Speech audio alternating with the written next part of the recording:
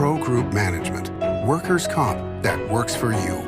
This is 7 at 7 from the Las Vegas Review-Journal. Good morning, everyone. I'm Renee Summerhour. We start off with your top stories brought to you by Nevada Hand's Silver Sky Assisted Living Community. Learn more at nevadahand.org. At a Friday night protest against gun violence, Governor Steve Sisolak had heated words for his political opponents and their stance on gun reform. Review-Journal's James Schaefer has more on the report on what the governor had to say about recent shootings and the Second Amendment. Members of the community and local politicians are here at Lorenzi Park to protest ongoing gun violence around the country, here for a Wear Orange event. I mean, the nonsense that, it's a right, well, then why isn't it right to have a rocket launcher or to drive around in a tank instead of a car? Governor Steve Sisolak had pointed words for opponents of legislation limiting access to guns. His statements coming in light of the recent mass shooting in Uvalde, Texas. At the Wear Orange event, Governor Sisolak rebuked the political ads of local Republican candidates for governor, naming names. Yeah, it's irresponsible. I mean, the day after the Uvalde shooting, they still got commercials up talking about their gun rights. Whether it's Dean Heller or Joe Lombardo or whoever it might be, they're still shooting up guns and cans and whatnot. I mean, that's just sending the wrong message. For the Las Vegas Review-Journal, I'm James Schaefer.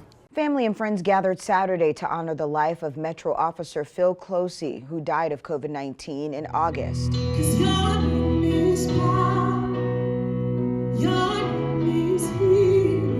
The funeral began with an escort by the Nevada Highway Patrol, CCSD police, and local motorcycle clubs. Closey, a father of two, worked for Metro for 21 years until his death at 48 years old.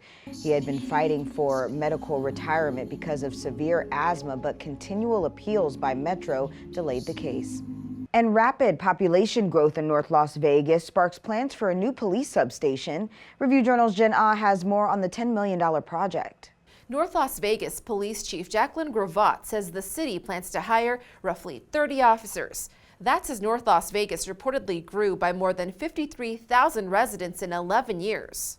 One of the areas of growth is the Tool Springs master plan community, and there's going to be a lot of new housing there. North Las Vegas recently entered a public-private partnership with home builder D.R. Horton for its new North Central Area Command.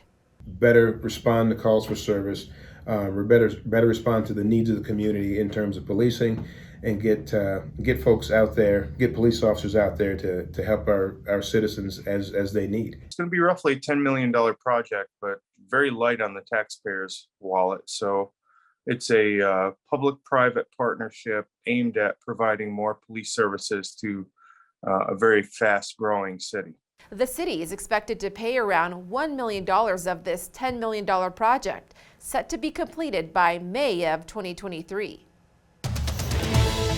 In your business news, sponsored by Bank of Nevada, Bank on Accountability. As the summer heat brings crowds to the pool, many public pools are shortening hours and seeing closures due to the shortage of lifeguards. Pool managers have increased incentives to retain the staff, according to officials, with one specialist calling the shortage the worst they've seen. 6 Las Vegas facilities are not able to be operational, with some pools short up to 50 staff members, including cashiers and lifeguards. And a new study is showing the average domestic airline ticket price reveals that Reid International Airport is the third lowest among 45 major airports in the U.S. last year. It was the first time since 2018 the airport did not have the lowest ticket prices. A spokesman for Reid International said competition among several airlines helped keep fares low.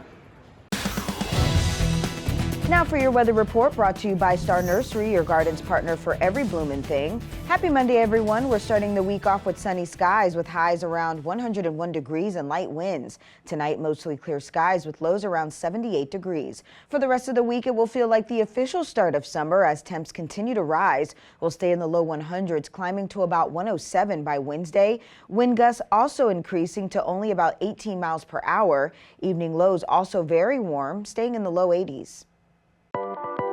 In your health news, sponsored by Boulder City Hospital, we're here for you when you need us. A blood drive has been held over the weekend in honor of a local student who died of cancer. Joseph Lindolfi Jr. would have been 20 on Saturday, but the Arborview High School graduate died in February, just 16 days after he was diagnosed with leukemia.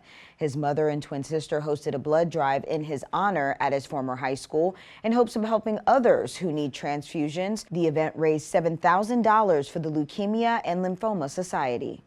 Sports brought to you by Stations Casinos, STN Sports. Download the app today. It was the Kelsey Plum Show at Michelob Ultra Arena on Sunday afternoon as the Las Vegas Aces knocked off the Dallas Wings 84-78. Plum obviously was very good tonight. She wouldn't let me take her off the court, so she's the boss. She wins. Plum led the way for the Aces with 17 points in the first half en route to 32 points overall on 10 of 19 shooting. She also played every single minute of the game.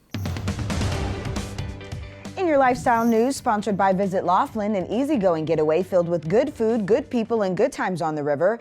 Get ready, the underground speakeasy and distillery at the Mob Museum is back starting this month. Admission is free and showtimes run Fridays and Saturdays from 8 p.m. to about midnight on most nights. Enjoy classic speakeasy jazz music with a rotating roster of talented artists, a variety of 1920s style cocktails, and an atmosphere surrounded by Prohibition-era artifacts. For more information, log on to themobmuseum.org/underground. Sports betting, sponsored by Las Vegas Paiute Tribal Smoke and Cigar Shop. Will the Raiders reach double-digit wins in consecutive seasons for the first time since 2002? Gamblers can bet on it at Circa Sports, which posted alternate win totals on every NFL team. The book made each team's alternate high total one win higher than its standard season win total, and each team's alternate low one win lower. For more on the alternate win totals, read Todd Dewey's column at lvrj.com. In your entertainment news, the crowd at Dolby Live proved they are suckers for the Jonas Brothers.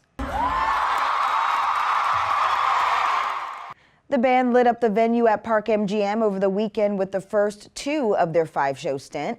In between their packed hour-and-a-half shows, the brothers also found time to open their restaurant called Nellie's Southern Kitchen at MGM Grand. The eatery is named after the brothers' late grandmother, and it is a first in the West. Thank you for watching 7 at 7 a.m. I'm Renee Summerhour. If you have an Amazon Fire TV, search Review Journal to download our channel. Watch Las Vegas Breaking News streaming live on your OTT device. We'll see you back here later today for 7 at 7 p.m. from the Las Vegas Review Journal. Have a great day. Review Journal Studio, sponsored by Adam Kuttner. Get the maximum settlement as quickly as possible. This 7 at 7 update, sponsored by Pro Group Management. You're watching 7 at 7 from the Las Vegas Review Journal.